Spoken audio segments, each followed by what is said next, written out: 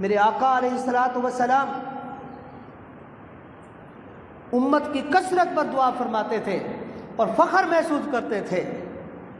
آج العیاذ باللہ ایک دوسرے کو اسلام دائرہ اسلام سے نکال کر فتوے لگا کر یا دائرہ اسلام سے نکالنے کے بعد فخر محسوس کیا جاتا ہے کہ میں نے اتنے لوگوں کو دائرہ اسلام سے خارج کر دیا ہے.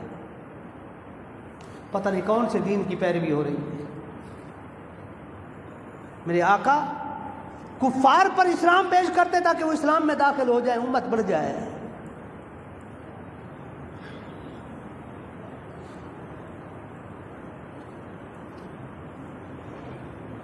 کچھ دن پہلے کی بات ہے،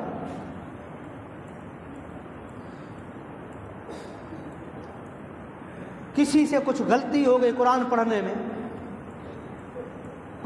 غلطی ہو گئی. اب وہ جان بوجھ کے تو قرآن غلط نہیں پڑھ رہا تھا، پڑھنے میں غلطی ہو گئی، کوئی کسی تجوید کے قاعدے میں غلطی ہو گئی. چاہیے تو یہ تھا کہ ہم اس کی غلطی کو سدھارتے، ہمارا حق تھا کہ ہم اس کی غلطی کو سدھارتے، طریقے سے بتاتے بھائی جان آپ غلط پڑھ رہے ہیں. یہی طریقہ تھا. مسائل پوچھے جا رہے ہیں، جو قرآن کو غلط پڑھے اس کے اوپر کیا حکم لاگو ہوگا. یعنی کوشش یہ ہے کہ اس کو دائرہ اسلام سے نکال دو، جلدی سے سائڈ پہ کر دو. اس کا کیا تعلق قرآن غلط پڑھنے کے بعد اسلام کے اندر کیسے بیٹھا ہوا ہے؟ جلدی سے پوچھا کیا کہ اس کو کیا کرنا چاہیے. میں نے ایک چھوٹا سا جواب دیا، میں نے کہا اس کو بتانا چاہیے بھائی یہ غلطی ہے تیری، بھائی تو صحیح پڑھ لے. صحیح اس طرح سے ہوتا ہے. یعنی یہ ہمارے معاشرے کی عکاسی ہے، یہ ہمارا معاشرت ہے. ہم میں سے ہر ایک بندہ کوشش میں آ کے نکلے یہ یہاں سے، اس کو نکالو دین سے. میرے آقا فرماتے ہیں میں کثرت امت پر فخر فرماؤں گا، اور ہم کوشش کرتے ہیں کہ نہیں امت کو جتنا کم ہو سکتی ہے کرو. یہ پتہ نہیں کون سے دین کا پرچار ہے. نہیں، میرے آقا علیہ الصلوۃ والسلام کی آپ کی زندگی کو جنہوں نے مشعل راہ بنایا، آج یہ انہی کا فضل ہے، انہی کی مہربانی کی وجہ سے، انہی کے عمل کی وجہ سے خاص طور پر ہم برے صغیر کے لوگ مسلمان ہوئے ہیں. وہی لوگ تھے جنہوں نے آ کر اپنا کردار دکھایا. عرب کے وہ لوگ جو تاجر بن کر آئے یا مسلمانوں کی مدد کے لیے آئے، ان کے معاملات کو دیکھ کر انہوں نے رسول اللہ کی زندگی کو اسوہ حسنہ بنایا. ہم میں ہر یہاں کے آباء و اجداد نے دیکھا کہ کیسے لوگ ہیں یہ، دیکھنے کے بعد اسی اسلام میں آ گئے. آج اللہ کے فضل و کرم سے اور ان لوگوں کی مہربانیوں کی وجہ سے ہمارے گھروں کے اندر لا الہ الا اللہ محمد الرسول اللہ کا کلمہ پڑھا جاتا ہے. اگر ہمارا بھی کردار ایسا ہو، اگر ہم واقعی رسول اللہ کی ذات کو اسوہ حسنہ بنا لیں تو ہم سے بھی کئی چراغ روشن ہو سکتے ہیں، ہم سے بھی کئی گھروں کے اندر اسلام کا دیا جل سکتا ہے. مگر ہم تو دیے بجھانے والے بن گئے ہیں، ہم تو مسلمانوں کو نکالنے والے بن گئے. نہیں یہ بھی نکل گیا، یہ بھی نکل گیا، پتہ نہیں بھائی اکیلا رہ گیا. جس طرح سے میں نے پچھلی دفعہ بھی عرض کیا تھا، جنت کو مذاق سمجھ لیا، ماچس کی ڈبیا سمجھ لیا کہ جنت ایسی ہے پکڑ کے جیب میں رکھ لی، جا بھی تجھے نہیں دوں گا میں، جا تو شاباش.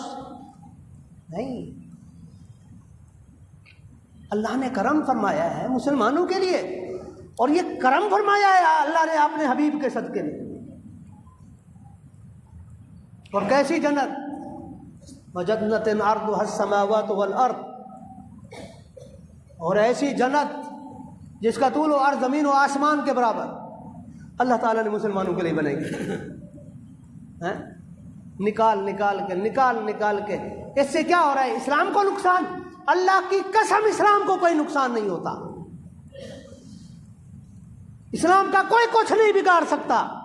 اسلام کی تاریخ ایسی ہے میرے آقا علیہ الصلوۃ والسلام اکیلے تھے تب بھی اسلام کامیاب تھا، آپ کے ساتھ 10 لوگ تھے تب بھی اسلام کامیاب تھا، آپ کے ساتھ 313 تھے تب بھی کامیاب تھا، 1000 تھے تب بھی کامیاب تھا، ان میں سے 300 نکل گئے منافقین تب بھی اسلام کامیاب تھا۔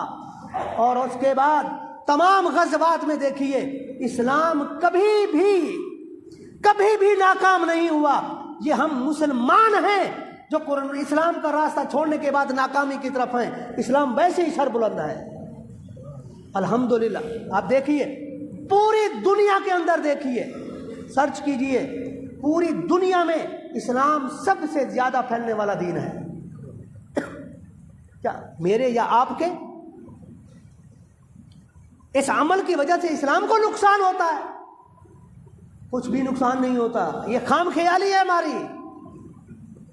ہماری بقا اسلام کے ساتھ ہے، اسلام کی بقا ہمارے ساتھ نہیں ہے کہ ہم خوش بیٹھے ہوں کہ ہم نہیں ہیں تو اسلام نہیں ہے، یہ خام خیالی ہے۔